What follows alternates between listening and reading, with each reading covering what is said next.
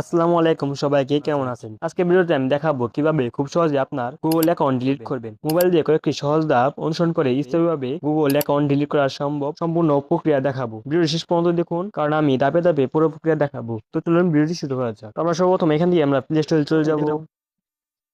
এখান থেকে আপনার উপরে জিমেল আইকনে এখানে ক্লিক করে দিবেন।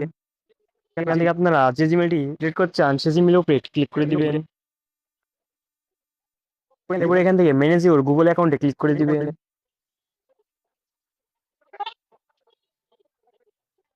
এখান থেকে আপনার একটি লেখা খুঁজে নেবেন, সেটা হচ্ছে ডাটা এন্ড প্রাইভেসি। এই লেখাটা আপনার একবার নিচে বা একদম উপরে থাকতে পারে, এই লেখাটাকে আপনারা খুঁজে নেবেন। খুঁজে পেলে এখানে ঢুকে যাবেন। এখানে যাওয়ার পর একটু নিচে দিয়ে চলে আসবেন। এখানে দেখতে পাচ্ছেন লেখা রয়েছে ডিলিট ইওর গুগল অ্যাকাউন্ট। আপনি এখানে ক্লিক করে দিবেন।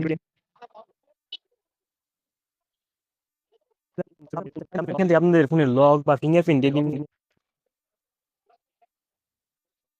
তারপর নিচের দিকে চলে আসবেন। নিচের দিকে আসার পরে এই দুইটা বক্সে আপনি টিক দিয়ে দিবেন। দেওয়ার পর এখানে ডিলিট অ্যাকাউন্টে ক্লিক করবেন। দুটো বক্সে টিক দেওয়ার পর ডিলিট অ্যাকাউন্টে ক্লিক করলে কিন্তু আপনাদের এই জিমেল অ্যাকাউন্টটি কিন্তু ডিলিট হয়ে যাবে।